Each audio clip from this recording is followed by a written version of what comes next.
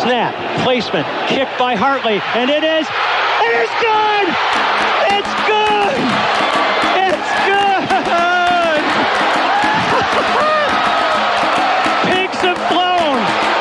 Hell is frozen over! The Saints are on their way to the Super Bowl!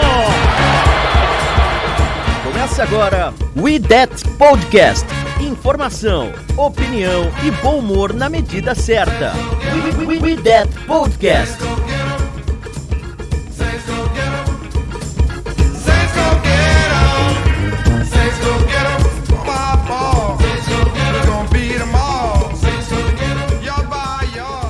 Olá, amigos! Estamos de volta com o seu We Dat Podcast para mais uma temporada. Esse é o We Dat Podcast número 68 e hoje vamos falar do draft do New Orleans Saints. Sim, mais um draft com vocês e mais um draft em que os torcedores do Saints não ficam tão felizes assim. Mas para falar de draft comigo aqui eu tenho vários caras que entendem demais do riscado. E hoje comigo eu tenho o Higor. E aí, Higor? Todo mundo conhece o Higor e o Higor, nosso melhor especialista aqui sobre o Saints. Como tá, Higor? E aí, galera, tamo aí. Draft é sempre um momento muito especial pra mim. Eu gosto muito dessa parte da off-season, então foi divertido estudar a classe, foi divertido a reação, né? Deu pra arrumar bastante briga, tá sendo legal esse pós-draft também, analisar os prospects. E estamos animados pra voltar pra temporada aí. Eu não tava tão não, agora eu já voltei à ativa e estamos de olho nessa temporada maluca que vem pela frente. E temos um estreante aqui no We Dat Podcast, o nosso mais novo membro, entrou agora essa temporada, nesta off-season, pra gente, mais um Leonardo, mas é Leonardo Mendonça e a gente chama ele de professor, e logo vocês vão entender por quê. E aí, Léo, tudo bem? Bem-vindo ao We Dat Podcast, bem-vindo ao Saints Brasil. Opa, beleza, Jéssica. Muito obrigado aí pela introdução, enfim, é um prazer estar aqui com vocês, é um prazer fazer parte desse projeto e vamos pra cima que tem muita coisa pra falar desse draft aí. Depois da minha reação na live lá dos caras do LDP Sports, foi assim, não tem mais o que falar. Eu passei uma vergonha absurda, tava lá falando com os caras, saiu a pick do Peyton Turner, aí a minha reação instantânea no momento foi simplesmente gritar: Peyton Turner, quê? E aí todo mundo começou a rachar o bico, everybody laughed. Eu passei um pouco de vergonha, acontece, mas fazer o quê? Estamos aqui pra comentar um pouco disso e um pouco mais com a cabeça fria, né? And we have a special guest here, guys. A gente tem um convidado especialíssimo hoje, novamente pra vocês. Depois de Nick and the Hill, Aim Just, Jeff Nowak, nós temos mais uma pessoa aqui lá dos Estados Unidos que fala muito do Saints, conhece muito Saints. Thank you for coming, for joining us today, Miss Chris. How do I spell your last name, please? So it's Rosvoglou, Rosvoglou. It's Greek, so it's a little different, but that's it for you. Yeah, thank you. É o Chris Rosvoglou, como ele disse aí. Ele, pra quem não segue, ele escreve sobre o Saints no The Spun. Ele tem um podcast também sobre o Saints e ele sempre troca ideia com a gente lá no Twitter e com a galera. E ele aceitou hoje estar aqui conosco. Thank you so much for being with us today. Thank you for accepting the invite. So we're gonna talk about the Saints draft. I guess not everyone's so happy with that, but let's try. E é isso, amigos. Hoje vai ser aquela traduçãozinha. O Léo vai traduzir pra gente e vamos tentar aí falar sobre esse draft polêmico novamente do Saints. Então vamos lá.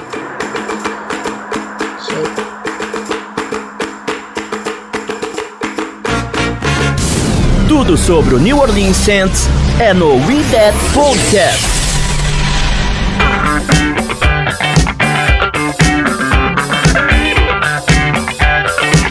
So, Chris, first of all, please tell for everyone who's listened to us who you are, what you do, how long do you work with the Saints.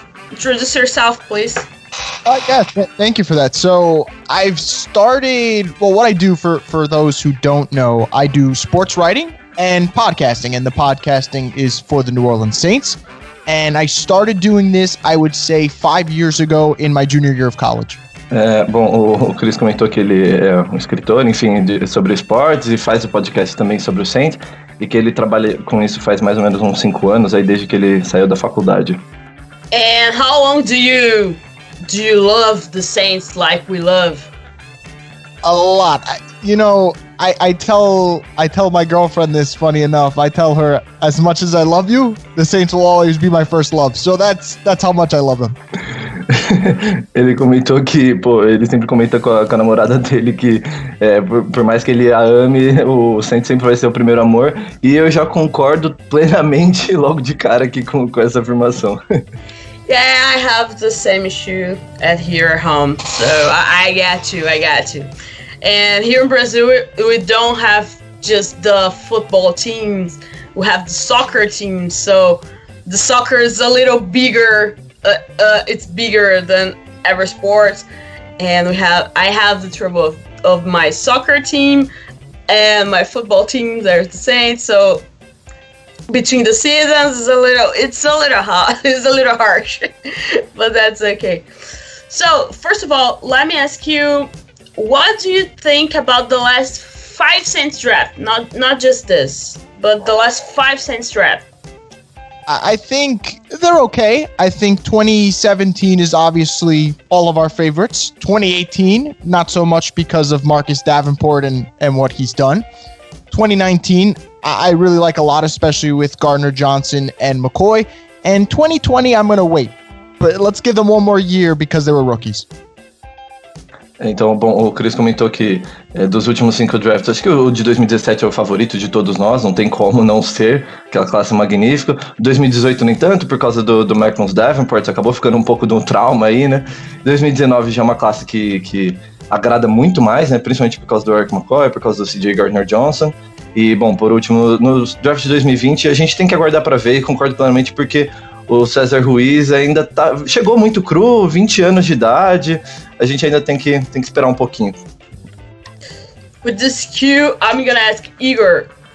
Higor, we know here in Santos, Brazil, that you are a huge fan of Marcus Davenport. What do you have to tell us about this 5-year extent? This 5-year, how can I say that? Option. 5-year option about of Marcus Davenport, Higor. I'm a little suspicious because I fell in love with Davenport, like with the process and his development. I really didn't like the pick at all when the Saints made it, not just because of the price, because I think today what's in people's mind is the price that it was more that I would invest in Davenport. But the prospect he is not the prospect I envision for my team. Like, he was a really raw guy, come from a small college that have no such like experience, and they're basically a beast, a freak athlete, but not like a football player as I expect for a first rounder, But I really enjoyed seeing him development, and I really enjoy see him come out like he's come out. But the injuries for me is like with bug us. Like, this is our starter, but he can't stay on the field. He have problem all the seasons, and that's makes me think. But I think he is a starter in the league. I think he would start in a lot of teams, and I think he's a starter in our team. I think he can come out better. We are waiting for these 2 years. So I didn't like the pick at all, and when unfolding, because a lot of reasons, as I said. But I don't know exactly what Chris think that the Davenport will become. If he gonna break out and have a amazing year and become a star or not. But I like Davenport, and I enjoy see because I see like the work of Ryan Nielsen, the work of their defensive assistants on him, and I see that he dedicates to learn. We see it through the years because that's why maybe I defend him so much, but I think for the next years to come, he will be some player we will talk a lot because of the price, because of the injuries. But I want to know what Chris thinks, that if Davenport just reach his peak as a player, or think there's more to see from him. Just a second, Chris. Agora resume um pouco o que você falou aí em português, Igor. Então, eu comentei que eu talvez seja o maior fã do Davenport no Saints Brasil, e que eu não gostei da escolha no momento, por conta não só do preço, que foi um preço alto, mas também muito por conta do tipo de jogador que o Davenport era no universitário. É um cara que veio de uma faculdade pequena, e um cara muito cru, mas eu acho que o desenvolvimento dele me deixou muito animado. Foi interessante ver o quanto ele se desenvolveu, e eu acho que ele é um titular na liga. A questão são as lesões, né, que não deixam ele ficar tanto tempo em campo e mostrar todo o potencial que ele pode ter. E aí eu perguntei pro Chris se ele acha que o Davenport tem muito mais a demonstrar, ou se a gente já viu o máximo dele, qual que são os próximos passos da carreira. Yeah, I like Davenport. I think that Igor's correct in the idea that whether he plays well or whether he plays bad, we're all going to talk about him.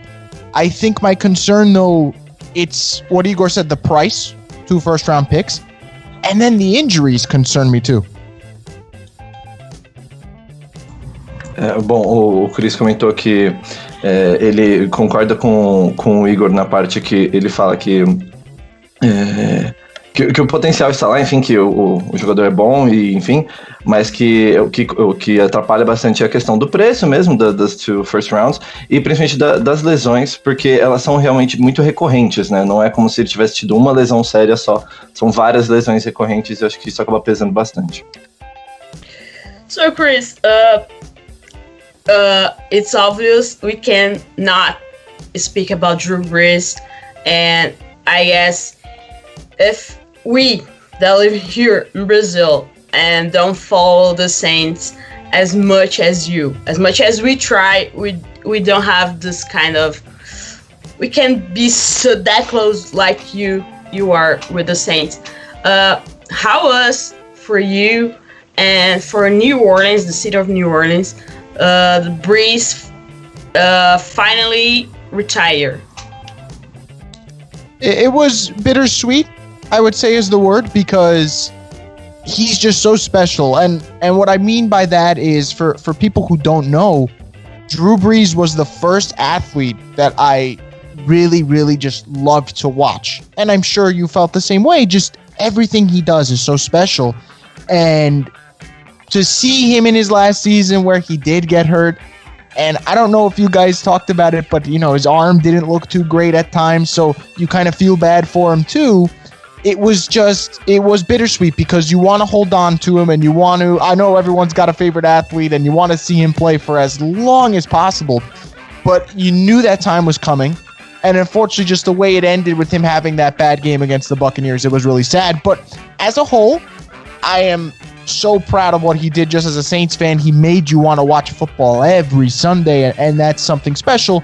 And I'm just happy for him, because he seems at peace. He's got a very beautiful family. It seems like they're enjoying themselves. So bittersweet. I'll keep it that way. I know New Orleans is very sad, and I do hope, whether it's Jameis Winston or Taysom Hill or Ian Book, one of them can fill his shoes, which it's not going to be easy. Bom, o Chris comentou que, acho que talvez a melhor palavra seja agridoce, né? Porque é um gostinho agridoce que fica na boca mesmo, porque, depois de tudo que passou, terminar daquela maneira no jogo contra o Bucks, com as interceptações e tudo mais, acaba sendo um gostinho meio triste mesmo, mas que, acima de tudo, tá feliz por ele, porque, enfim, ele tem uma família linda, ele parece tá aproveitando esse começo de de aposentadoria, e parece ser o tipo do cara que acho que vai conseguir aproveitar bem essa aposentadoria, fazer coisas bem úteis, mas o gosto agridoce fica principalmente pelo final, por como terminou. E acho que a coisa da família deu até pra ver naquele último dia no jogo do Buccaneers, em que eles ficaram, ele e o Tom Brady lançando bola pro filho do Breeze e tudo mais ali no estádio, que foi uma situação bem bonita, bem bacana. So, I guess we can start about this draft and the 2021 draft for Saints. The first pick was Peyton Turner, a defensive end from University of Houston. I guess the defensive end wasn't a big need for us, I guess, my guess. But for Sean Payton and Mike Loomis and all the other guys, it was. So this pick was a little controversial on the timeline, on Twitter timeline. Everybody freak out, and I don't know. What do you think, Chris? What you can say to us about Peyton Turner? I really like him, actually, and you said it perfect. We were all freaking out. I was freaking out a little bit at first, and then you watch him and you realize he is actually a little similar to Davenport, but I think he's got a stronger body. I think he likes the game a little bit more, and you mentioned defensive end, and if it's a need, the more we look at it, what if Cam Jordan is declining and, he is getting older? What if Peyton Turner is Cam Jordan's replacement and Marcus Davenport plays well on the other side? The Saints have two defensive ends that they can trust for 5, 6, 7 years, for a long time. So I like the pick. I think it could take a little time, but I think he's going to be a good player for the Saints.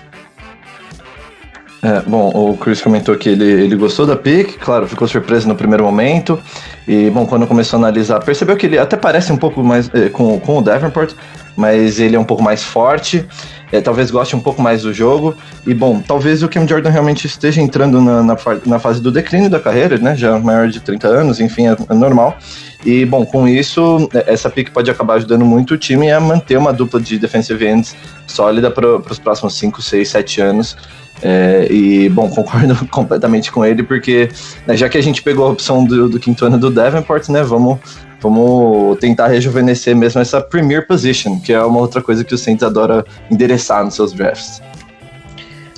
Igor, what do you have to talk about Peyton Turner? Então, galera, só rapidinho, a gente tá falando do Peyton Turner, eu tô perguntando pro Chris e pra galera o que eles acharam desta escolha. Agora, o Igor will talk about Peyton Turner for us. I think people didn't understand. I think the draft development in the way that the Saints didn't want it. I think the Saints have other players. They're waiting to be like at 28. So the bottom of the first round and like the top half of the second round is kind of confusion, because the evaluation is different, and we see that there was a run for edge defenders and defensive ends, guys like Peyton Turner. We saw Peyton Turner come out for the Saints, and then we saw Jason Owe for Ravens. We saw Joe Tryon to Buccaneers. I like Turner's game. I think he's more developed than Davenport. I think he can. I didn't see Davenport could come out like in 3 stands like Peyton Turner can. I think he's more explosive, and until he has a more developed games of hands, I think he has good hands. But he's a developmental player. He's not ready. I think he will contribute. Like we rotate a lot at these positions, and I don't think we have this kind of depth that people talk that we have. Like we have Cam Jordan, Davenport, Granderson, and that's it. We don't know if Passanho will be kicked to inside to play 3-tech, or he will play outside. But he's not a guy that did a lot in the NFL. Like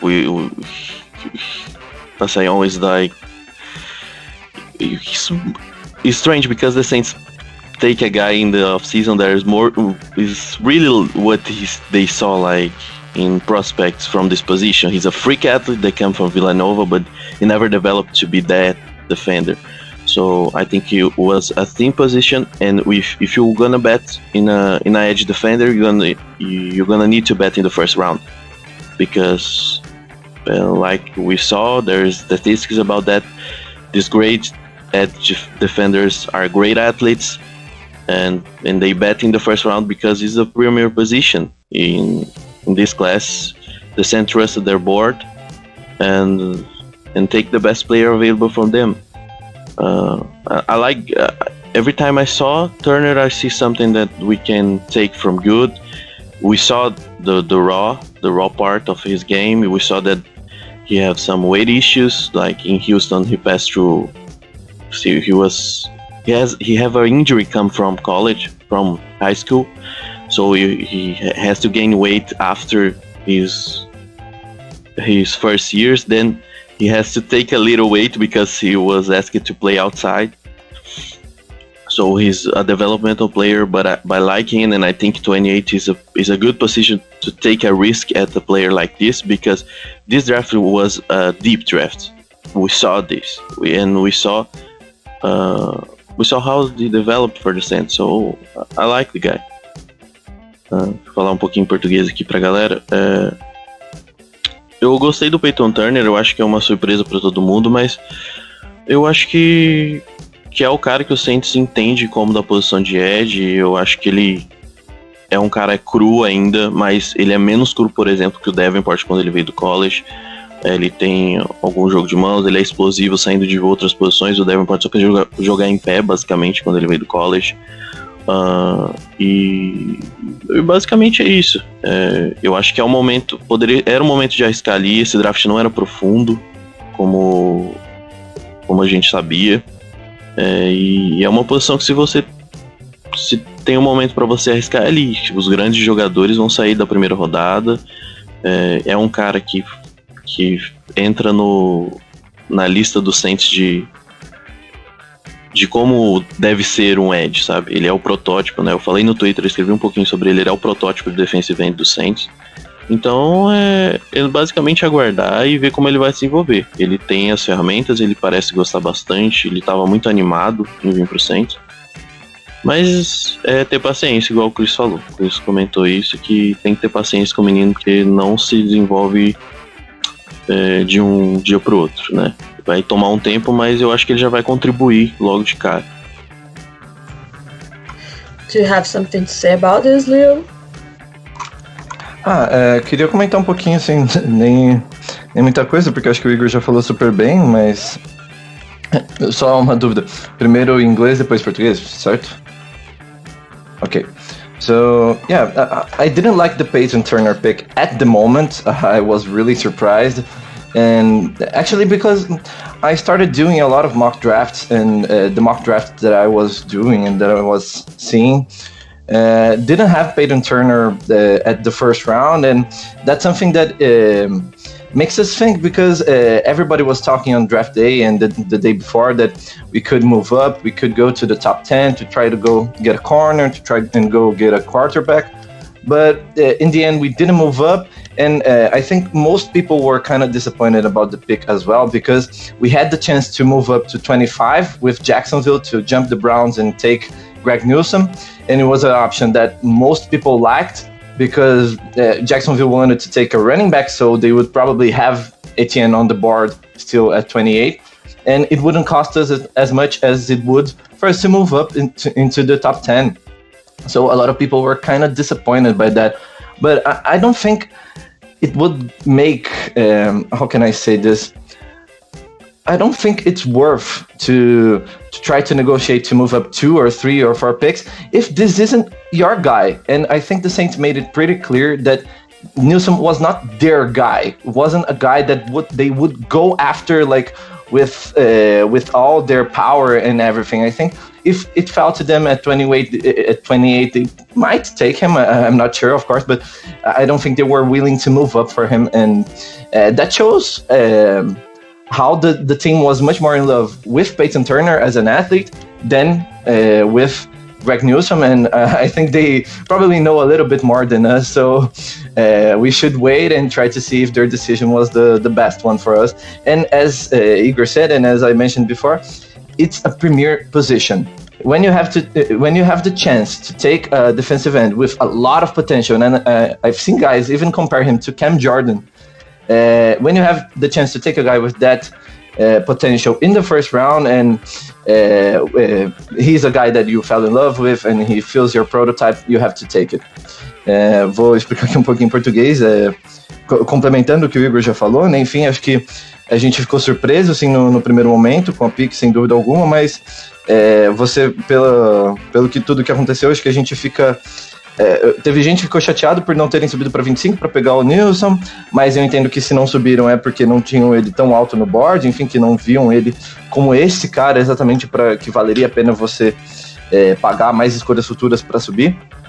E, bom, se eles gostaram tanto assim do Peyton Turner, é uma posição das mais importantes, talvez a posição mais importante da defesa. Então, se você tem a chance de pegar um cara que tem um teto elite nessa posição, num draft que realmente, como o Higor também falou, não é tão profundo, vale a pena, você tem que correr atrás, porque acho que esses caras mais crus nessa posição não estariam disponíveis na nossa pick lá na 60. So, let's move on.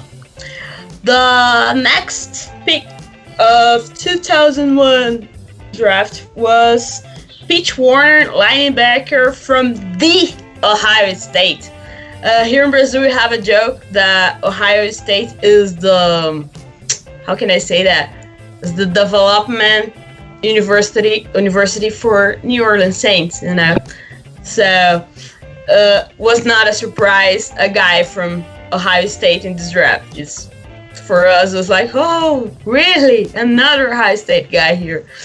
So, what do you have to talk about Peach Warner? Linebacker was a position that we are in need after some exits in this offseason. And do you think it's a good one for Saints? What can we expect from him? I think Saints fans need to be realistic with what they want out of Pete Werner. And what I mean by that is he's not Quan Alexander. Quan Alexander is so fast and he can move from one sideline to the other so quickly, and it's hard to replace that. But what I really like about Pete Werner is that he plays the run really well. He shoots the gap in terms of figuring out where the running back's coming out of. He shoots that well. He's got good instincts, and he doesn't make mistakes over the course of his career at Ohio State. He started so many years.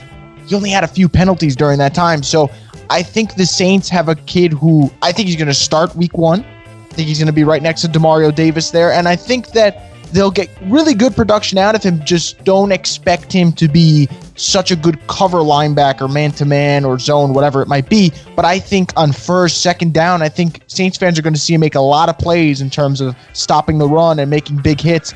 I think Pete Werner brings a lot of that to the Saints. And you mentioned it, they do really well with Ohio State kids. So I think this might just continue. I think Pete Werner, at the very least, will be a solid starter in his first year. Bom, o Chris comentou que a gente, não, primeiro de tudo, não pode esperar que ele seja o Quan Alexander, e concordo plenamente, são jogadores de características um tanto diferentes. Ele não é tão bom assim na cobertura, mas ele é muito bom contra a corrida, é um cara muito consistente, comete muito poucos erros, e, bom, ele falou que aposta que o Warner pode começar como titular esse ano, e eu concordo plenamente, porque não vejo nem Kendon Ellis e nem Zach Bond preparados, né, really ready para começar de titulares nesse ano, e acho que por ser um cara que já tem uma boa experiência no college, o Pete Werner jogou muitos jogos por lá, e ser exatamente esse cara consistente, que não comete muitos erros, acho que ele deve realmente começar como titular mesmo. E, bom, a gente tem sucesso draftando caras de Ohio State, não é simplesmente que a gente pega e vê o que dá, a gente normalmente tem tido sucesso, então vamos torcer para que esse sucesso continue. So, então a gente tá falando agora do Pete Werner, para quem está nos ouvindo aí e não entende inglês assim. Higor, do you have something to talk about it? I think Pete is the safest pick in this draft. I think he's maybe doesn't have a great sailing. But I think he will be solid in the NFL. He has really good instincts against the run that we didn't see from some players in sense in like years. Yes, I talk about Alex Anzalone, the wing sister for years. But I like how he plays the run. I really like how he came out from blocks. He doesn't stop and not know how to move to get to the player that was with the ball.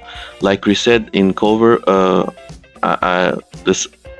the Saints shouldn't trust him so much in the first year because it's not his kind of thing in the field.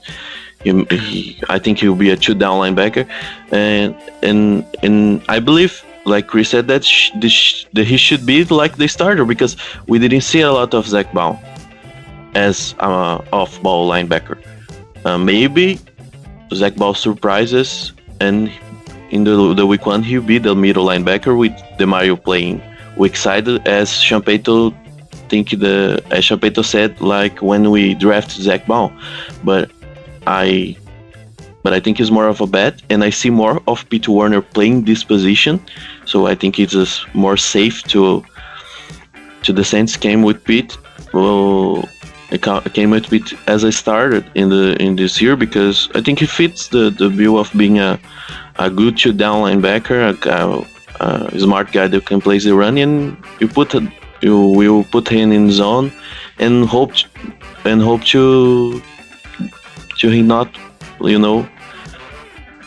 mess it up, and at least, and I think he works very well. Só falando um pouco português, eu concordo com o Chris. Eu acho que o Pete Werner é uma escolha, talvez a escolha mais tranquila desse draft, vamos pensar assim. Ele não é um cara ele não vai ser um cara provavelmente sensacional da posição, mas ele é um jogador muito sólido. E eu acredito que ele possa ser titular na semana 1, porque eu vi ele jogando de inside linebacker como eu não vi o Zach Baum jogando. O Zach Baum teve onde desenvolver, teve todos os problemas, e o pitch é você colocar ele em campo e ele vai contribuir logo de cara, contra a corrida principalmente, talvez colocar ele em zona para não colocar ele em situações complicadas, porque não é a característica dele jogar marcando em press coverage ou man-to-man, enfim.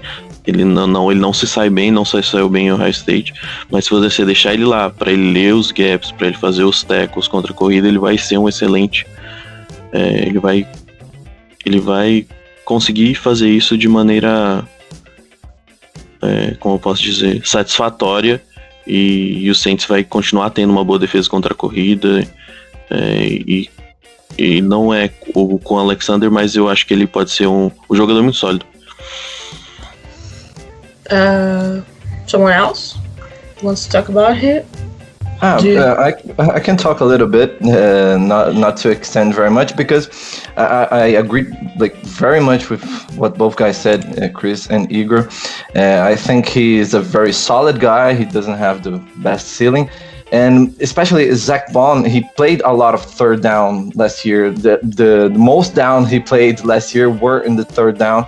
So I think they can balance each other out a little bit and maybe use the strong parts, the strong suits from each player to maximize their utility to the team. And I think they will even Baum and Werner may even complement each other quite nicely. And I think Werner is a safe pick, so you can develop Baum with less rush. You don't have to rush him to the field so fast. And we are still even talking about bringing Quan back. So if we were to bring Quan back, then it would be probably the most complete linebacker corps that we had, since the 1980s, probably. I just have to say, before you translate, the ball has the cutest dog ever that a New Orleans Saints player have. and it's so cute. I really want to smush that up. That's all. Bom, só traduzindo aqui rapidamente, o Ballner jogou muito no third down ano passado, então acho que o Werner, por ser um jogador que eu concordo muito que vai jogar mais no primeiro e no segundo down, acho que eles vão se complementar bem. Acho que você, com essa escolha, não precisa apressar tanto o Zach Ballner a jogar, e você ainda tem a possibilidade do retorno do Quan Alexander, que estão falando muito por aí, que é uma possibilidade bem real, porque ele ainda tá voltando de lesão, né, então não tem muita gente que tá querendo pagar uma grana alta por ele. E, bom, caso ele voltasse, seria o nosso melhor grupo de linebackers desde provavelmente os anos 80. I still don't know what sense see in Alexander alone.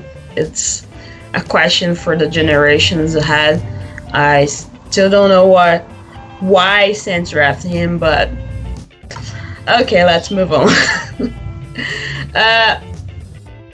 What can you tell us, Chris, about Paulson Adebo, cornerback from Stanford? Yes, cornerback is a huge need for us too. Like we already said, everyone thought the Saints will pick a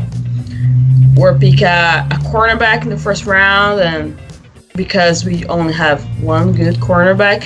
Anyway, but he came on the third round. What can you say about it?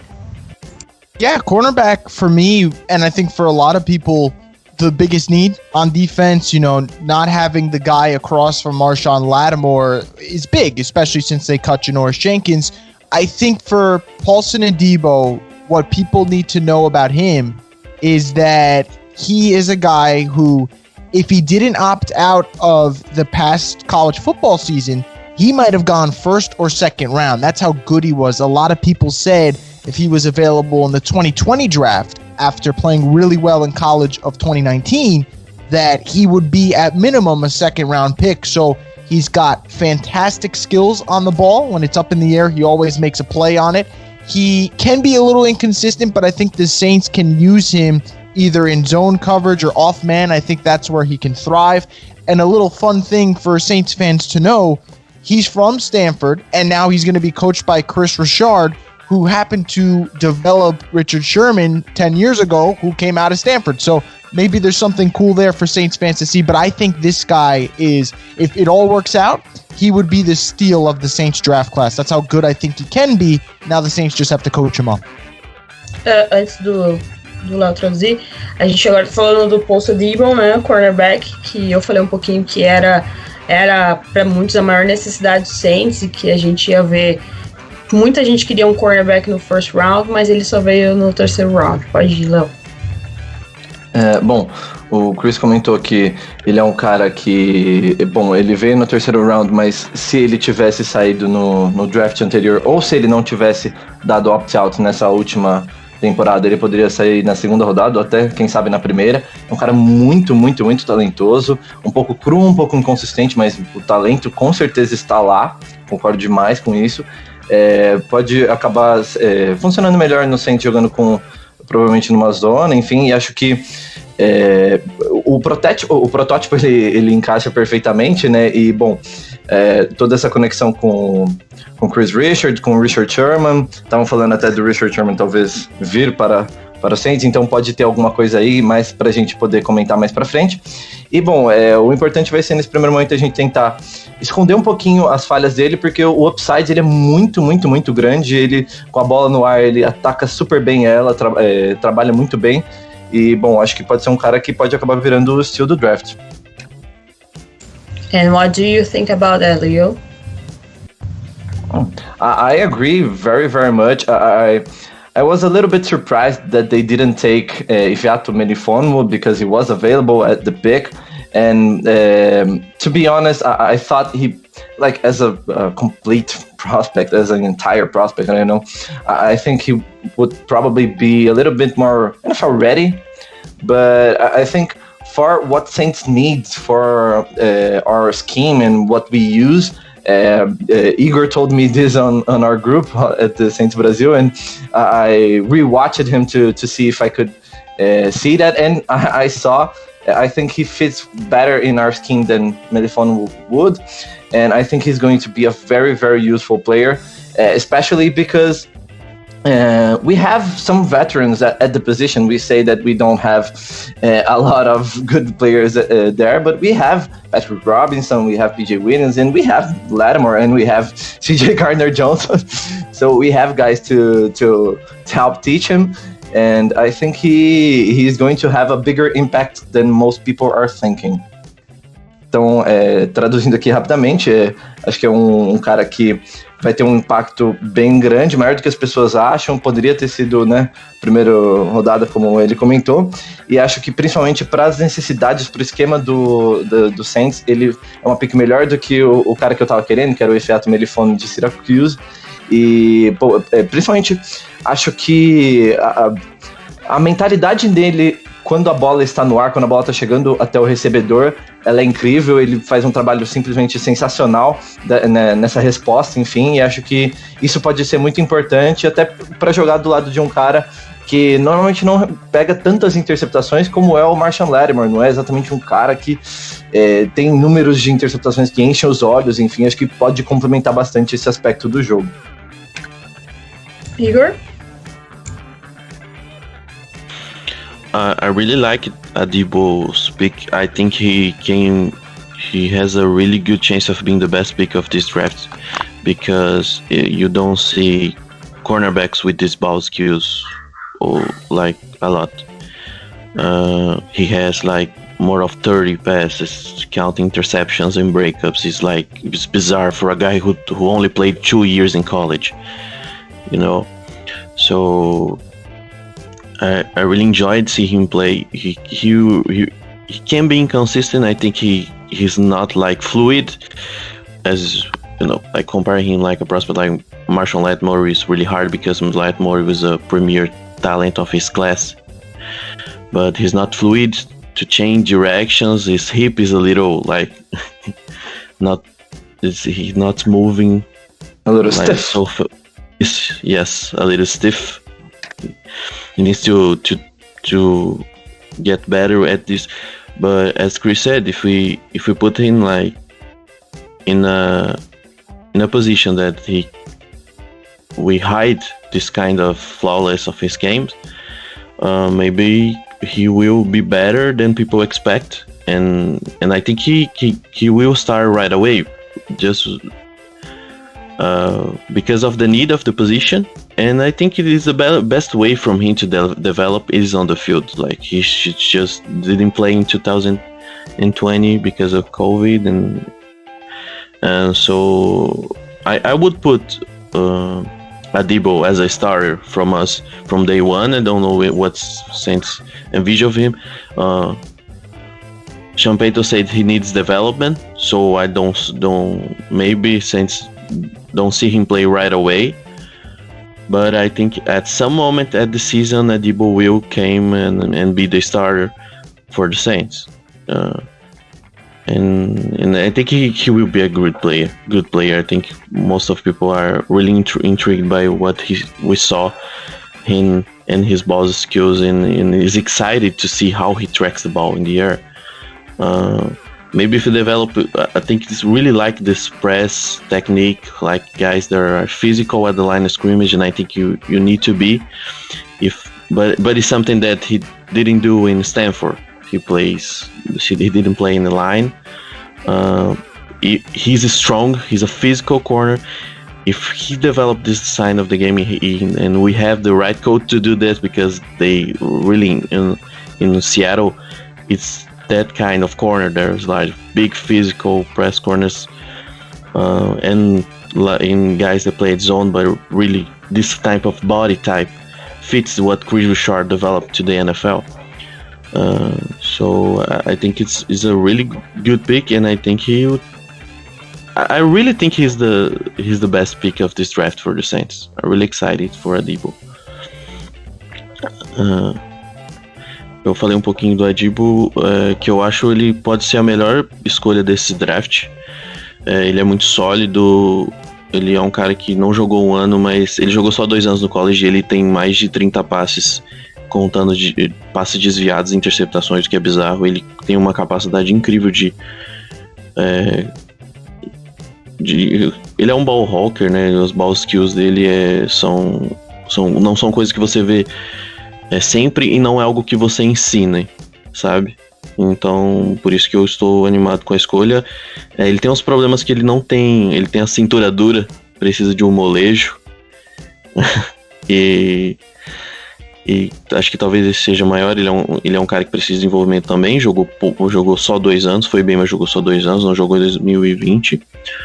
Mas é um cara que eu tô animado pra ver. E aí a gente tem um técnico que gosta de desenvolver esse tipo de corner, né? O Chris Richard, como tanto o Léo e o Chris falaram, que é um cara que gosta que desenvolveu jogadores desse tipo.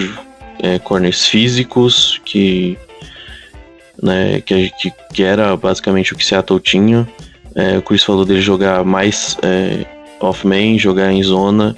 Pode ser que ele seja melhor assim, mas eu acho que se ele desenvolver esse jogo de press, que é algo que o Saints pede muito, né, que é esse jogo de linha de scrimmage, esses punts na linha de scrimmage, eu acho que ele tem essa capacidade pela fisicalidade dele, e eu tô muito animado pra ver ele. Eu acredito que ele pode ser titular.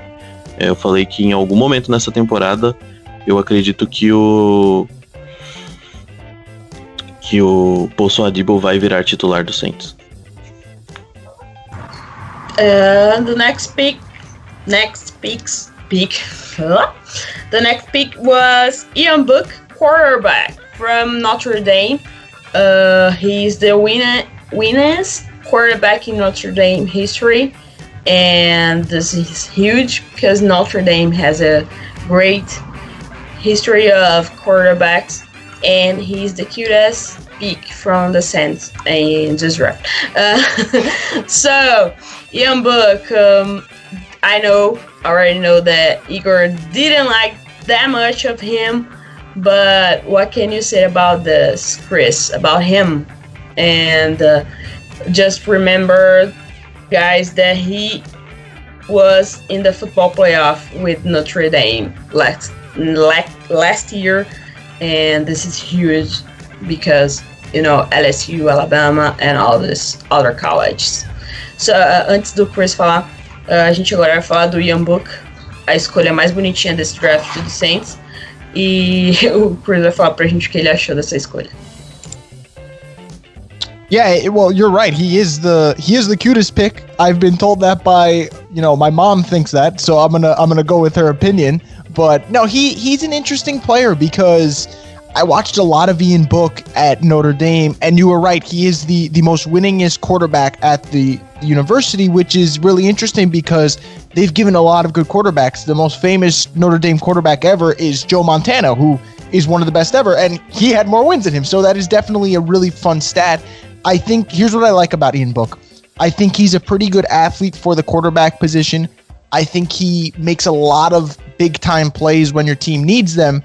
The thing that concerns me, though, is I never thought Ian Book had an exceptional arm. And what I mean by that, a Patrick Mahomes or a Kyler Murray or a Russell Wilson, they have great arms and you love to watch them make plays on the run. I don't know if Ian Book will do that, but I think he's landing in a perfect situation. I think Sean Payton is so good at coaching quarterbacks that he might get something out of him. And the two qualities I really like about Ian Book that you really can't teach, it's one, he's so tough. He's so durable, and it doesn't matter what happens, he's gonna bounce back and he'll continue to play. And I think the second thing is that you really can't teach is leadership. He's a 2-time captain at Notre Dame. He constantly, kept his guys in check and made sure they were upbeat and they were positive. So I think that bodes well for him. I want to see, though, can Sean Payton and the Saints staff find a way to get him to throw in rhythm? And I think they can, because for people who don't know, Taysom Hill coming out of college was not a very good quarterback at all. And the Saints were able to make him at least decent. In the 4 games that he started, he wasn't great, but he did complete 70% of his passes. He did have some good throws here and there. I think Ian Book is way better coming out of college than Taysom Hill was. So I'm really, really interested to see, can Sean Payton develop him? It's worth also mentioning Drew Brees really likes Ian Book, and I do wonder if his opinion of Ian Book kind of swayed the Saints and persuaded them to take him in the 4th round. I find that fascinating, but I'm rooting for him. I think he needs a lot of work, but I think Sean Payton has the tools to figure out something to make him a potential quarterback in the NFL. Bom, então o Chris comentou, ele concordou primeiro de tudo que realmente foi a escolha mais fofa, mais bonitinha do Saints nesse draft, até porque a mãe dele comentou, ele não vai discordar, tá corretíssimo ele. E, bom, depois ele comentou que o Ian Book, ele se encaixa no molde atlético que o Saints normalmente gosta de quarterbacks, isso é uma verdade, é fato. É um cara que é vencedor, que é um líder, foi 2 vezes capitão lá em Notre Dame, e isso é uma coisa que é super importante e você não ensina, não é algo que é fácil de aprender assim de um dia para o outro. Tem um pouco de, principalmente problemas de força no braço, acho que talvez seja a coisa que mais nos dê talvez pesadelos com ele, enfim, aquelas bolas murchas que o Taysom Hill fica lançando, que fica 10 jardas antes do recebedor. A gente tem um pouco de medo que isso possa acontecer com o Ian Book também, mas ele caiu na situação perfeita pro desenvolvimento dele, sendo treinado pelo Sean Payton, enfim, acho que é o lugar que ele pode se dar melhor. E ele era um queridinho do Drew Brees, então a gente tem que também balancear e pesar quanto que isso pode ter influenciado na escolha da equipe do New Orleans. E, bom, concordo com o Chris em basicamente tudo. Ele tem características simplesmente fenomenais, acho que ele tem muitas partes do jogo dele que são admiráveis. Ele é um cara, como o Chris comentou também, que é tough, ele é muito resistente, ele vai sofrer paulada, ele vai se tacar, ele vai se esforçar, ele vai voltar pro jogo, enfim, não tem medo de ir pra chincha, digamos assim. E, bom, acho que ele pode acabar sendo um cara que a longo prazo pode ter um papel importante na equipe, só não acho que seja nesse primeiro momento. Higor?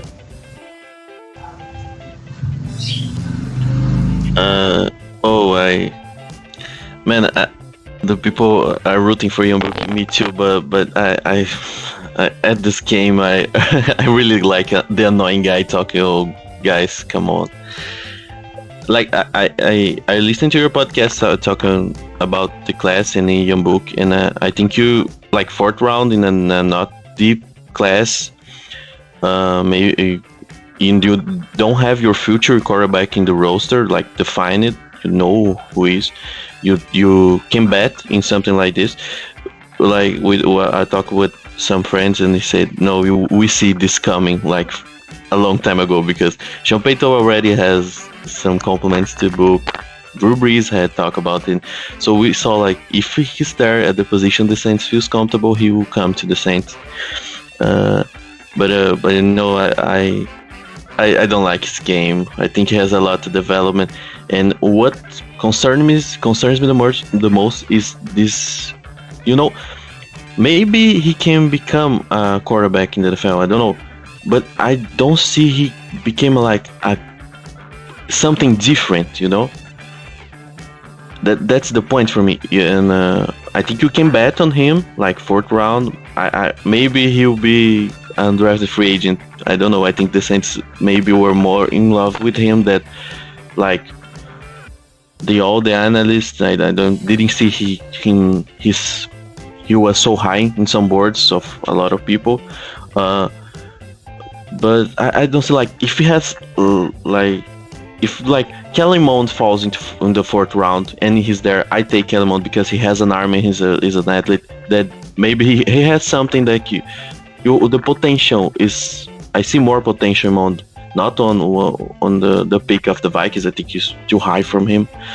But in the 4th round, if a guy like Mond is there, no, he's an athlete. He has a problem with decision and stuff, but he has an arm that is something you can teach. You can scheme things to make the things easier. Sean Payton did that with Taysom Hill when we saw Taysom Hill winning games at his way, but winning games. But you book that's I don't see something different to take in NC Low. Okay, he has an arm, or he has a capacity of something. He has this crazy capacity of do things off script. He has some like Mahomes-esque kind of pass sometimes, like throwing passes, falling and somewhat they're complete. But he's really developmental.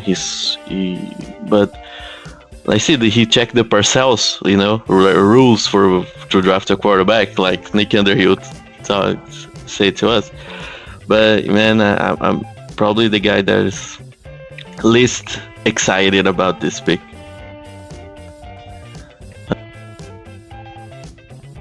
Eu falei um pouco do Ian Book, que eu acho que eu sou o cara mais chato com essa escolha, porque eu não vejo... Basicamente eu não vejo nada de muito especial no Book, a ponto de escolher ele no draft. Eu acho que talvez ele podia até ser undrafted, mas a gente conversando com a galera, falou, todo mundo viu essa escolha vindo pro Saints em algum momento, porque o Sean Payton elogia ele antes, o Drew Brees, como o Chris falou, é um grande fã do Ian Book.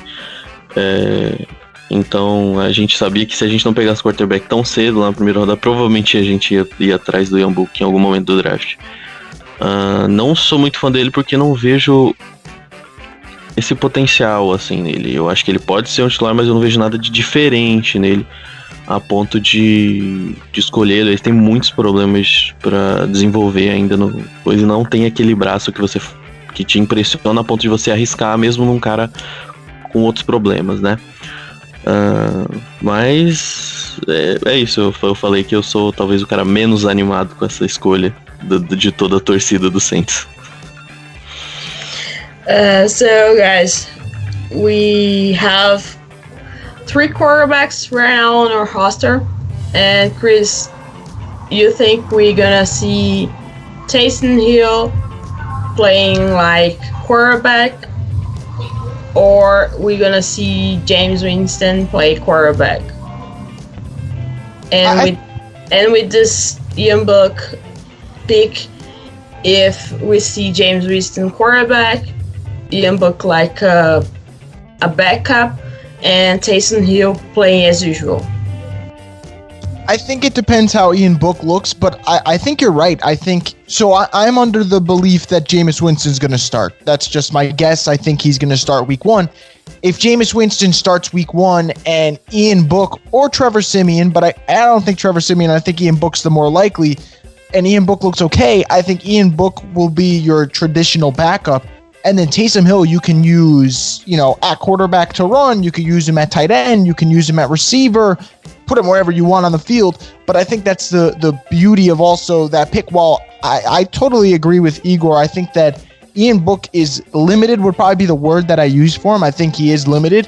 I do think if he looks somewhat okay during training camp, though, and you can use him as quote-unquote the backup, then you can have Taysom Hill play a variety of roles. And I don't know about you guys. I'm interested in, what you guys think about him. But I think Taysom Hill is always going to be at his best when you can use him in so many different positions and put him all over the field. And so I think that the likelihood for me would be you start Jameis, Taysom comes in for maybe 10, 15 snaps a game, and Ian Book's your traditional backup in the event that anything goes wrong and Jameis gets injured or Jameis isn't playing well at all. It gives the Saints some options. Bom, o Chris comentou que ele é um dos que acredita que o Jameis vai ser o starter, vai ser o quarterback número 1 na primeira semana, e eu concordo bastante com isso. Não tenho muitas dúvidas disso, pelo menos até o momento. E, bom, com o Ian Book no elenco, você tem mais opções para você deixar o Taysom Hill mais livre para fazer esse papel de gadget player, enfim, de um jogador que atua em várias posições, que foi exatamente o que a contratação do Winston ano passado deu de oportunidade pra gente com o Taysom Hill, né, enfim. E, bom, se o Ian Book estiver pronto na primeira semana para ser pelo menos o reserva imediato, né, e acho que é mais provável que ele esteja pronto do que o Trevor Siemian, volta a abrir esse leque maior de opções pro Saints, para utilizar melhor o playbook, e acho que é tudo que o Sean Payton quer. Só dando meu pitaco, eu só fico com medo pela cabeça mesmo do Taysom Hill, que eu acho que ele ainda acha na cabeça dele que ele é um quarterback. E pra mim o meu maior medo é essa mentalidade dele de ainda acreditar piamente na ideia de que ele pode ser um quarterback, um franchise quarterback, enfim, que é uma coisa que eu discordo. Yeah, we have Taysom Hill. Leo said that Taysom Hill think he's a franchise quarterback, and I think that Taysom Hill is the only person in the world that thinks he's a franchise quarterback. I agree with Leo, and like you said, Chris, he works so well being all over the field. But we have our friend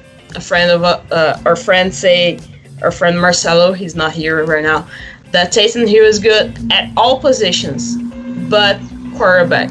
So I guess Sean Payton will keep using him as a Swiss knife, like you guys say. But eu falei agora um pouquinho do Taysom Hill, né? Concordei com o Léo, falei que o Taysom Hill não é o quarterback pro Saints. E é isso aí, bola pra frente. Ô, Jéssica, rapidinho, posso fazer uma pergunta pro Chris, que já é relacionada com o Taysom Hill aqui? Pode falar. Rapidinho, Chris, what do you think, like, if Taysom Hill, he really worked hard to become a tight end full-time, you think he could be the starter along with Adam Troutman? I think he could. I'm so glad you brought that up, because I always tell people, and I'm not going to criticize Taysom Hill, because if he thinks he can play quarterback, you pursue what you think you can do. But to your point, if he played tight end full time, I think he would be incredible. And the reason I say that is a lot of people don't know this, but not this past season, but in 2019, Taysom Hill was really good in terms of receiving. And he had, believe it or not, 6 touchdown receptions and over 200 receiving yards. And that was him not even playing in a big role. So I think if he played tight end full time, I think it would make a really big impact for this offense. Pô, o Chris gostou da minha pergunta, já fico super feliz com isso. E, bom, ele falou que se o Taysom Hill acha que ele é um quarterback, ele tem que realmente correr atrás do sonho dele, enfim, mas que você olhando principalmente a tape de 2019 com os stats que ele teve, enfim, acho que dá pra ver, dá pra notar que se ele se tornasse um tight end full time, né, o tempo todo, enfim, acho que ele poderia ser um cara que ia ajudar demais a equipe, mais ainda do que ele já ajuda. E principalmente porque o Troutman também é um cara que bloqueia muito bem, enfim, acho que eles se complementariam muito bem. Thank you, Chris. So, the next pick was Landon Young, offensive tackle from Kentucky.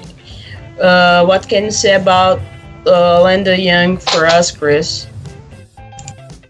I think Landon Young is I would say he's a good risk to take in the later rounds, because he's actually a 2-time All-SEC player. So that means when the coaches come together at the end of the year in that conference and they're figuring out who should they vote for the best players at their position, he was voted as one of the best offensive linemen in the best conference in college football with your Alabamas, your LSUs, all the great schools. So I think that's really impressive. He's appeared in 49 career games, so he's durable.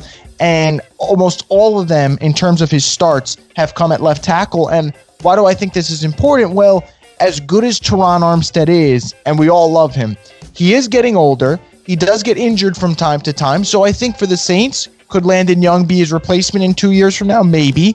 Or could Landon Young just be a really good backup to have for 2-3 games if Teron Armstead goes down? I think that's very possible. So I think for the Saints, you add a guy who he was a captain at his school. He had so many starts. And I think what I like from Landon Young is he moves so well laterally, and that's important. He's a big guy, and there's some really good tape of him run blocking. You know the Saints love to do that. I think that Landon Young was a pretty good investment for a 6th-round pick. It's really hard to find great value in that round, but I think that he's a guy who in 2 years from now we might see him starting. The Saints usually do really well when they draft offensive linemen, so I'm very, very much okay with the pick. Antes do Léo traduzir, a gente agora tá falando do Landon Young, né, que foi escolhido na 6ª rodada, é o offensive tackle. Vai lá, Léo. Bom, o Chris comentou que é um cara que acho que vale o risco na 6ª rodada, que foi um cara que começou 49 jogos lá em Kentucky, foi eleito 2 vezes para o time da SEC, que é a conferência mais forte do futebol americano universitário. Isso também pesa demais, né, porque você vê que os treinadores geralmente gostam dele. Ele é um cara que tem bons highlights no run block, acho que pode funcionar bem nisso, e acho que o Saints gosta muito disso, né? E acho que é um cara que, também levando bastante em conta a questão da saúde do Teron Armstead, ele nunca jogou uma temporada inteira de 16 jogos completa, então acho que para daqui a 2 anos pode ser um cara que pode, quem sabe, até virar um titular, ou pelo menos um reserva de alto nível, enfim. já emenda no que você acha aí já. Bom, eu concordo bastante com isso, e principalmente eles mencionaram, they mentioned that he could play right tackle, and at least at the first moment, even because we re-signed Hurst, and he's another guy who is going to play a lot in this rotation when we have formations with 6 offensive linemen and everything. And I think it's gonna be good that he doesn't have to play right away, because he's kind of a developmental guy, in my opinion. So if he's not, if he doesn't have to play right away, he has some time to develop. I think he can become a very, very good player in the long run. And especially because the Saints have a good history of drafting offensive linemen in the later rounds. And I don't think this is gonna change. This one it's a bet that I agree. Eu comentei que, bom, acho que ele pode acabar aparecendo um pouco mais como right tackle, né, que o Sean Payton comentou, e acho que é um cara que, se ele tiver tempo para poder sentar e aprender um pouco, acho que ele vai ser muito importante no futuro, porque nós temos um bom histórico de draftar offensive lineman nas últimas rodadas do draft, e é um cara que, assim, acho que o talento físico tá lá, ele tem, acho que é mais a questão de se adaptar ao jogo da NFL mesmo. Higor? Yeah, like when I was to watch Landon Young at Kentucky, it's hard because Kentucky is not like a fun university and it has a fun offense to watch. But I was a little bit underwhelmed of his tape. But at the 6th round, you have a guy who tests like he runs lower than 5 seconds at 4-yard dash. It's bizarre for his size and weight. So you bet on these athletes and see what you can get from them. He's a guy, like you said, he was selected from our SEC. It's kind of crazy because it's really bizarre his testing. You like their cheating numbers because he has insane pro day, and I think this came to attention at the 6th round. If you can get a guy like this and he's become a backup, it's great. Like if he became a good backup for the Saints, like we get sometimes, we got like Kelemeti, we got Will Clapp when he enters, he's not great player, but he do what he needs to do. It's fine to me to find a backup. If he's developed to a starter in the league, so it's like, it's absurd if you develop him. But if you get an athlete like that at the 6th round, you take him and see what you can get from him. Eu basicamente falei que os vídeos do Landon Young não me animam muito. Ele é um cara de desenvolvimento, mas ele é um atleta absurdo, assim. Ele teve números incríveis no Pro Day dele em Kentucky, e ele é um cara que foi selecionado no college como o SC, ele, sabe, então eu acho que ele tem uma ética de trabalho excelente, né? Os técnicos gostam dele, ele é uma parede, né? Ele é enorme, e como ele testou tão rápido e foi tão atlético, no 6º round você aposta nesses jogadores, porque se você conseguir no 6º round tirar um cara que vai ser um reserva, já tá ótimo, sabe? Se conseguir esse cara pra ser esse swing tackle, pra ser esse guard que vai jogar, já tá ótimo. Se ele se tornar titular, então, parabéns pra todo mundo, né? Mas ele tem as características atléticas para poder jogar na NFL, então é um cara que você aposta nesse momento, e eu acho que eu tô tranquilo. Eu não tinha gostado tanto, mas pensando no momento do draft, pensando nas características dele, é um cara que você traz pro elenco e vê o que você pode tirar ele. Se você conseguir fazer ele jogar na NFL, você já fez muito, porque jogadores de 6º round ficarem por muito tempo na NFL já é algo impressionante. And the last pick was a wide receiver. Agora a gente vai falar do wide receiver, tá, galera? Do Kawan Baker. Kawan Baker, wide receiver from South Alabama, was the 7th round pick for the Saints. And the last one, we have what can we talk about a wide receiver in the Saints corps when we have Michael Thomas? I guess we always expect the Saints draft another Michael Thomas. At least that's what I see here in Brazil. The guys are the fans are never happy if you don't draft the next Michael Thomas. I don't know how it is for you guys here. Yeah. There. But here I think the fans are always, no, if it's not someone like Michael Thomas, we're not happy. So what can you say about key one for us?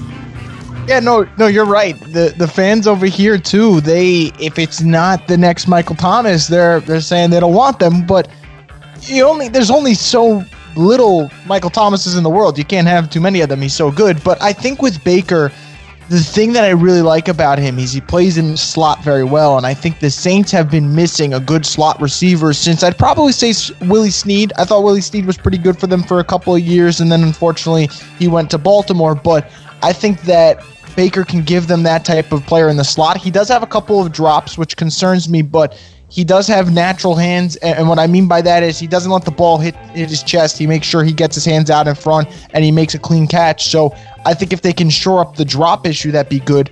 The thing that I really, really like, though, is he doesn't feel, I would say he's not afraid of going over the middle, and that's an important important characteristic to have when you're going to be a slot receiver, because you're going to take a lot of hits. We see Michael Thomas, he takes a lot of hits when he goes over the middle. So if Baker can do that, he takes a little bit of the pressure off Michael Thomas, and he also gives the Saints another weapon, and this is what I really like about him. People will look at his numbers and say, well, his college numbers aren't that impressive.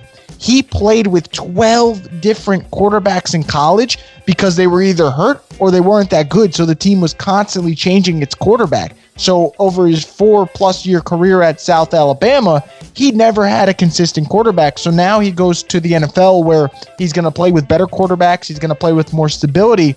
I think they can do something with him. And also, South Alabama used him on running plays like end arounds. And I just think that for a 7th round pick, I think that the Saints got a lot of value here, and they develop receivers well. So I'm really excited to see if they can make Kawan Baker someone who, in his rookie year, can make a couple of good plays for the team.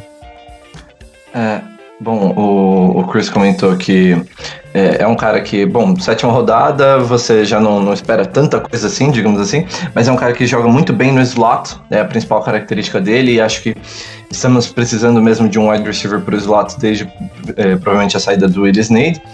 E é um cara que ele não tem medo de ir lá para o meio do campo e tomar as pauladas e correr as suas rotas, ir de encontro com a bola, enfim, não tem esse medo, não tem esse problema, porque é uma coisa que pode acontecer com jogadores que acabam tendo que atuar muito no slot, não estavam tão acostumados, enfim, e ele já não mostra esse medo, que é uma coisa boa. Tem alguns problemas com drops, é fato, mas ele é um cara que vai atrás da bola, que ele pega a bola, ele não precisa necessariamente deixar a bola chegar, bater no peito dele, ele vai lá e ele agarra a bola, e essa é uma boa característica, principalmente na NFL, que você tem defensive backs muito mais espertos, muito mais ágeis, que podem roubar a bola de você logo quando ela tá chegando nas suas mãos. E, é um cara que vale a pena a aposta, porque por mais que a gente precisasse de um wide receiver número 2, sem dúvida alguma, a gente também precisava de um wide receiver no slot. Já era uma coisa que estava faltando há um tempo, e acho que ele vai se encaixar muito bem ali. E, ele teve muitos problemas com mudanças de quarterbacks, né, no college. 12 quarterbacks diferentes em 4 anos no college. É muito complicado, não tem como você viver e sobreviver sendo um wide receiver assim. Eu falei pro Chris também, né, que ao menos aqui no Brasil, os fãs do Saints, se o Saints não drafta o próximo Michael Thomas, os fãs ficam muito decepcionados, e o Chris falou que lá nos Estados Unidos também é assim. Então, o fã é tudo igual, independente do país. Higor, what do you have to say? I like what you for K1 Baker. The Saints have developed in this last year good, young wide receivers. You got Deontay Harris, their playing assumption. think, you have zero tradition on football, basically, and in the big stages mainly. You have Marquise Callaway. It's similar to the case of Baker. He basically didn't have a quarterback who could throw to him. When he has the ball in his hands, he was a great returner. He threw in Baker.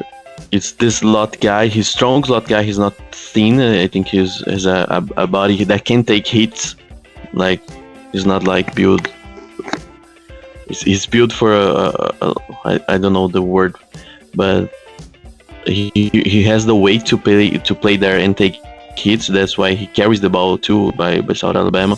I don't think he's really fast, but I like what I see. I like his capability of his hands. He has some problems, but if someone you can bet him, and if you have developed some good players, I think I'm really excited with our wide receivers, because we have a young group full of talent that we see proving at times this last season. Marquise Callaway was put in a position when he's not the guy that you have Michael Thomas, you have Sanders, so this guy is open because of this. No, we didn't have these guys on the field, and Marquise Callaway was open. We have problems with Michael Thomas, and Deontay Harris shows that he can be a receiver, not just a guy who returned punts and kickoffs, what he did really good, but he can be more than that, and this really excites me to see this group. And Baker is a guy who has the speed to do something different, and he can play in the slot. If he can bring something, if Saints can get something out of him, we have a really good receiving group for a lot of years, and this is bizarre. And you said about Jéssica said too that we wait for the next Michael Thomas. When you draft a receiver at the lowest round, you wait for the next Marcus Colston. Saints get a receiver at the 7th round. No, he's the next Marcus Colston.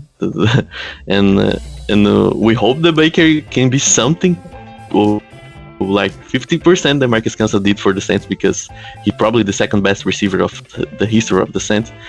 But let's see.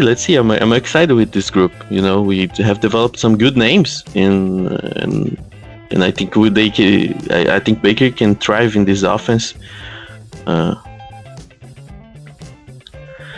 Então, basicamente, eu comentei, começar ao contrário, né? Eu falei que no final, normalmente o Saints sempre acha que tá draftando no final dos drafts o Marquise Colston, né? O Marquise Colston foi draftado, se eu não me engano, no 7º round. E o Baker também veio, então a galera fica essa expectativa. O Baker é um cara que teve, todo mundo já falou dos problemas em South Alabama. É um cara que testou muito bem, mais uma vez um grande atleta, então é um cara para você apostar no 7º round, joga no slot, carregou a bola algumas vezes, é um cara forte fisicamente. Então acho que ele consegue ser esse slot, esse cara que consegue tomar uma pancada. É outro jogador de desenvolvimento, mas o Saints conseguiu desenvolver jogadores que tiveram esse tipo de problema no college, né? Que não conseguiram ter um rendimento que se esperava porque não tinham bons quarterbacks e outras questões, né? Por exemplo, o Deontay Harris foi um cara que foi para Assumption, que é uma universidade que não tem tradição de futebol americano. O Marquise Callaway foi para Tennessee, mas teve sérios problemas de quarterback. Tennessee não vem sendo uma grande universidade nesse sentido.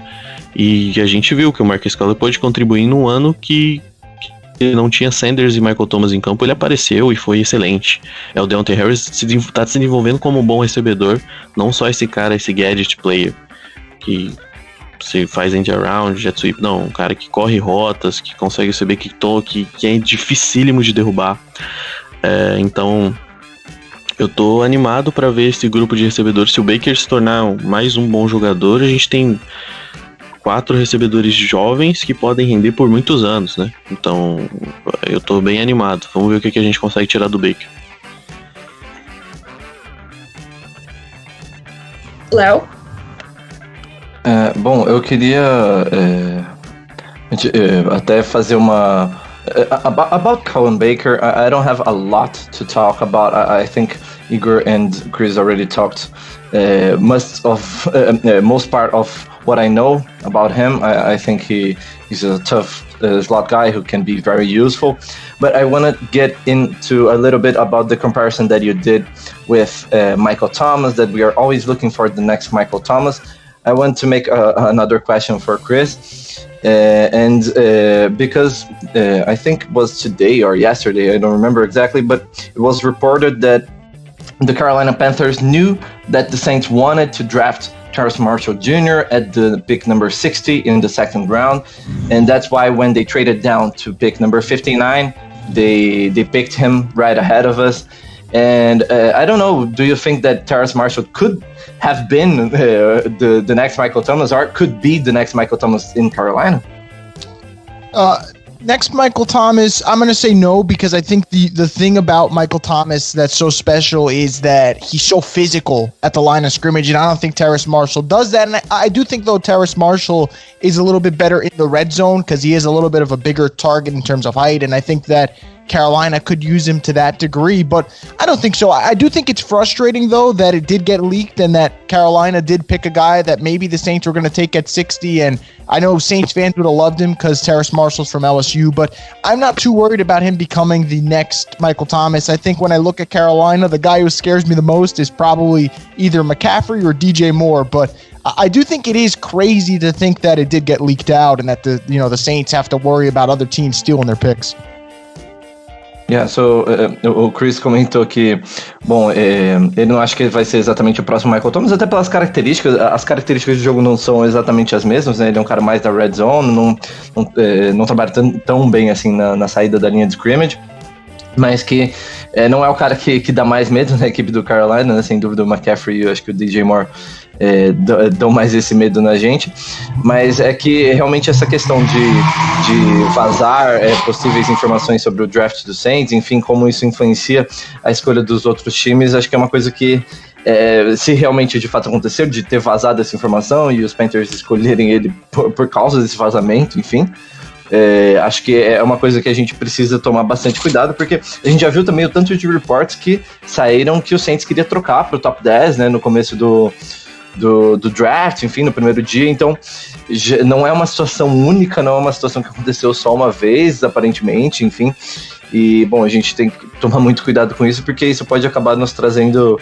malefícios aí, enfim, pro futuro, mas o Marshall, eu acho que seria um cara que seria muito bom no Saints, porque a torcida gostaria muito, por ser um cara de LSU e tudo mais, mas, enfim, acho que a gente agora só tem que torcer para que ele não exploda tão bem na equipe de Carolina. So guys, this is I guess we already covered all the draft. Higor, Leo, do you have any questions about everything, about anything about the Saints, about the draft, about the undrafted players, undrafted players? I have one. Chris, who do you think we can keep an eye on of this undrafted players that we have this year? Because we know the Saints have a great history with players that don't come out of the draft. And who do you think it will be the guy came from the undrafted this year? I'm going to go Trill Williams. Trill Williams from Syracuse. He's a really versatile DB. I think that he can become a solid safety with the right development. And a lot of people who I trust told me that he should have been taken on the third day of the draft, whether it was the 5th, the 6th round, whatever. So he kind of fell, in my opinion, and I don't know really what the reason was. Maybe his medicals didn't check out or teams weren't too comfortable, but I think Trill Williams is going to make this team. I feel pretty confident that Saints fans will see him in the regular season. Maybe special teams at first, and then maybe a year or two from now, who knows? Maybe he works his way into a spot in that lineup at safety. Eu perguntei pro Chris quem ele acha que dos undrafted, quem pode fazer uma surpresa no Saints, e o Léo vai falar pra vocês. O Chris, ele respondeu que provavelmente é o True Williams, né, o defensive back vindo de Syracuse, e que eu já adianto aqui que eu concordo demais, acho que é o meu favorito também desses undrafted free agents. E, bom, é um cara que pode jogar tanto no slot quanto pode jogar de safety. É um cara que muita gente colocava saindo até na quarta rodada, vi até gente colocando no segundo dia, ainda no final do segundo dia, na terceira rodada, mas enfim, achava que ele ia ser escolhido pelo menos na quinta ou na sexta rodada, não achava que ia ser undrafted. E, bom, não sabemos exatamente a questão, né, se foi uma questão médica ou algo do tipo, mas acabou sendo uma sorte nossa ele ter caído no nosso colo. E, bom, acho que é um cara que é muito importante para se desenvolver. No primeiro momento vai aparecer bem nos special teams, imagino eu, mas que a longo prazo, quem sabe, pode se tornar até um possível substituto ou para o Marcus Williams, depois da franchise tag, se a gente não de fato renovar a longo prazo, ou, sei lá, para o Malcolm Jenkins, enfim, depende do desenvolvimento do jogador. Mas é um talento, é um grande talento, é um cara que deveria ter sido escolhido nesse draft e que pode impactar logo de início a equipe. Any other questions, guys? I already did two questions. If Higor can go ahead and ask another one, you can help yourself. You can. It's your stage, Higor.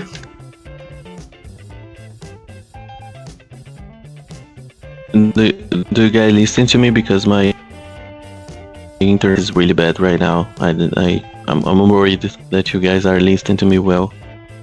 Hello? Pode falar. Beleza. Chris said something about Taysom Hill. I really liked this point of view of him became a tight end. And he asked about what we talk about Taysom Hill. Man, I probably did. Again, I'm really annoying guy at Saints Brazil. You know, I'm not optimistic about some players, and Taysom Hill is one of them, because I have problems with him. Playing football, basically. I think he's hurt us in some points that we couldn't allow it to take with the ball in his hands.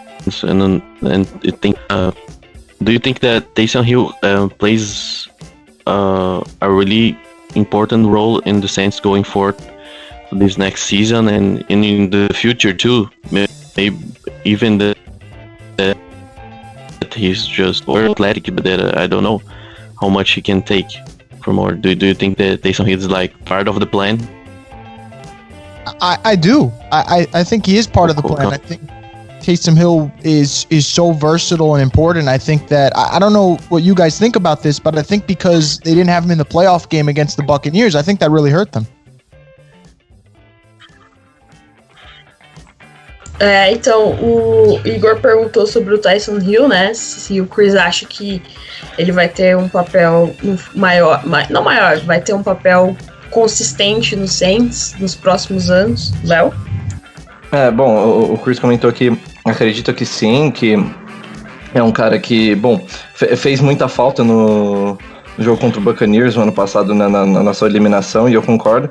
E, bom, acho que o problema com ele acaba passando um pouco por ele correndo com a bola na mão, a questão dos fumbles e tudo mais. Claro, além da questão de não ser o melhor quarterback, por assim dizer, mas ainda é um cara que não é muito velho, né? Ele ainda tem uma idade boa, então acho que ele vai fazer parte mesmo pro futuro, pelo menos a médio prazo, né? Any other question, guys? I would like to ask you about Jeremiah Owusu-Koramoah, because I was taking a look at your feed at the draft day, and I know you were really excited when he fell to 28, and I was too, to be honest. I thought he could be the replacement for Quan, and he would be much more of a replacement of Quan, exactly because of his characteristics. He's such a good coverage linebacker, but I think because of the medical questions he fell. And I don't know, I would like to ask you that even knowing the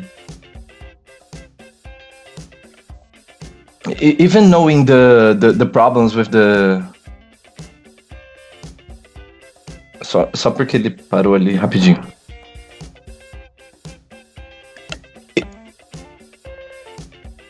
I think with JOK, you mentioned Jeremiah Owusu-Komora. I think that the reason I liked him is kind of what you said, Leo. I think he would be a perfect Kwan replacement, and I like his speed. I think you can't teach that.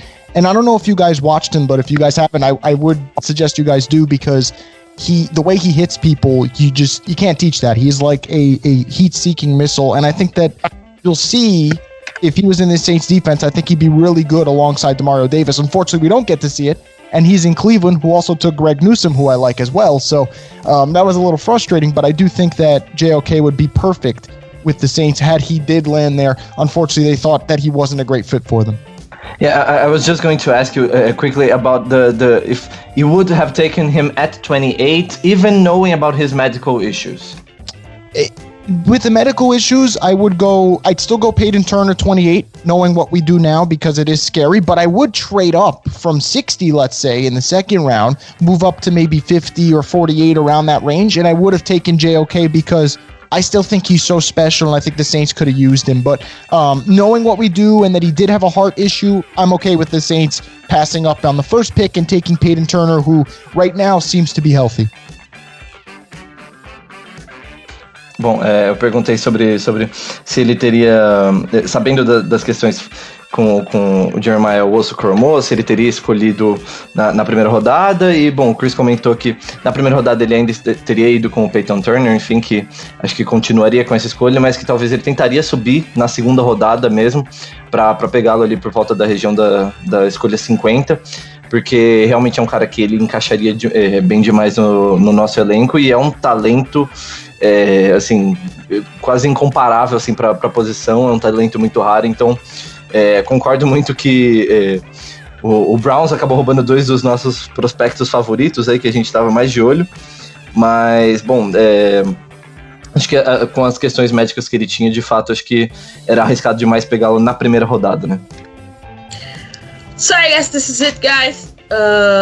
Thanks so much, Chris, for being with us in the Sunday morning and the Mother's Day here in Brazil and in the United States. How can people find you? If you want to say something, please be our guest.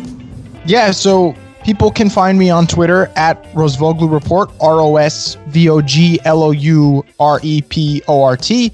And I just want to thank you guys for having me. I think it's awesome to see that the Saints fan base extends to other countries and to see that it is so big in Brazil. I saw you guys have a nice little community on Facebook. I think that's awesome, and I'm just very honored you guys felt the need to invite me and wanted to talk football. I love talking draft, so I was excited. I really enjoyed it, and I'm very grateful that you guys were fortunate enough to wake up early and get this done, and then everyone could go on and enjoy Mother's Day. But I really appreciate you guys having me on, and I thank you guys so much. Yeah, thank you so much. We appreciate when someone that understands a lot and likes to talk about it join us, and we have the goal of interviewing some Saints player, but we don't have we are not this big yet, so we like to talk with people that live and breathe New Orleans Saints like us, and we are so honored to have you here. And please give our best to your mother, and for all the mothers that have kids like us that love the Saints, and mothers that love the Saints like we love. And thanks so much. You're always welcome. And hugs for everybody in the United States. Please be safe. I know in the United States we already have the vaccine cover everyone, but here in Brazil we still don't have it. We're struggling with COVID yet. But please be safe, and everybody be safe. Even if you are vaccinated, you still use a mask, because not everyone wants to take a shot. But that's it. And thanks so much. I hope you have a great season this year. We don't have Drew Brees, but we always love watching football, and it would be great talking to you during the season on Twitter and etc. Higor, do you want to say something? Just wanna thanks Chris, and sorry for the confusing English sometimes, but thanks for explanation. I really like talk football, and then talk to someone that is there that is studying and living for this is really cool. Thanks for everything, and we hope we talk again soon. Yeah. Leo? I wanted also to thank Chris and to thank him about all his opinions, all his true and most sincere opinions. I know he's not talking just to please anyone, and I don't know. I admire you a lot, and I'm so glad that you were able to come here and talk to us. It was such a big pleasure. Okay, Chris, thanks so much. Goodbye. I know you have to go, and good Mother's Day and happy Sunday. Thank you, guys. Happy Mother's Day to everyone, and thank you for having me. Bye-bye.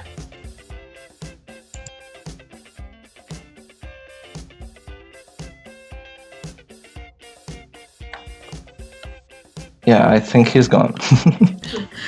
Então, galera, a gente agradeceu, né, no final, o Chris por estar aqui com a gente, por ter tirado o tempo dele nesse domingo, que é Dia das Mães. A gente tá gravando aqui de manhã para todo mundo poder aí aproveitar o Dia das Mães. E também fiquem seguros aí na casa de vocês. A gente sabe que o Brasil ainda tá lidando com a Covid e espero que todo mundo que esteja nos ouvindo esteja seguro.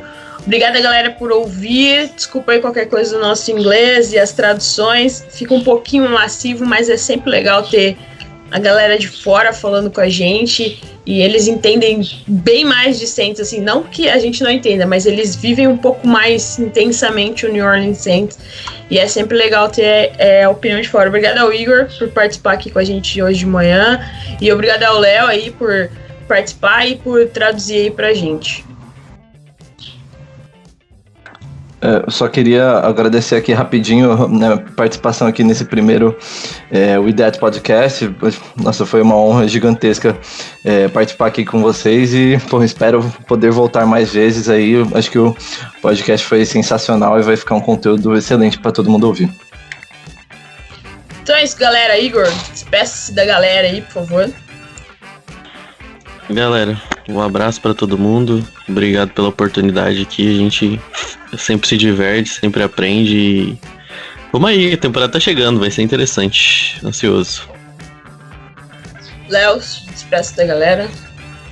Bom, queria agradecer a todos os ouvintes aí por aguentar eu traduzindo o Chris aí. Espero que ninguém fique bravo com alguma das minhas traduções, alguma coisa assim. Aqui tudo feito na hora, então tem a questão do improviso também, mas fico feliz de ter participado. Acho que é um espaço sensacional, fico muito feliz de poder estar aqui.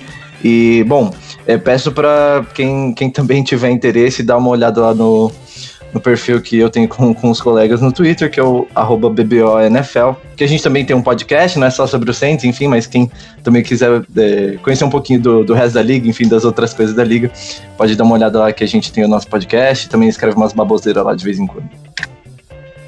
É isso, galera, obrigado por ouvirem até o final, espero que vocês tenham gostado dessa outra entrevista, né, mais uma entrevista com o Insider do Saints. Segue a gente nas redes sociais, @SaintsBrasil09 no Twitter, @MundoRudete no Instagram, procure por Saints Brasil no Facebook, estamos lá também. E abraço pra toda a galera do Saints Brasil. E essa temporada a gente não tá tão empolgado, mas estaremos aí cobrindo o New Orleans Saints, faça chuva, faça sol, com quem seja de quarterback. Estaremos aí mais um ano com vocês. Obrigada por tudo, galera. Obrigado por todo mundo que ouviu o nosso podcast na temporada passada, que acompanha a gente no Twitter, que sofreu com a gente no Twitter. Abraço pra galera do nosso grupo lá no Telegram, dos ouvintes do We Dat Podcast. A galera é absoluta.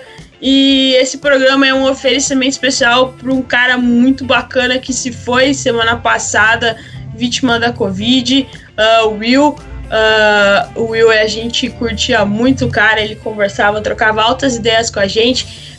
Infelizmente a gente perdeu ele pra Covid, então esse programa é pra você, Will. Pode ter certeza que a gente vai continuar cornetando o Saints pra você aqui, enquanto a gente estiver aqui na Terra. Valeu, galera, até a próxima e Who Dat?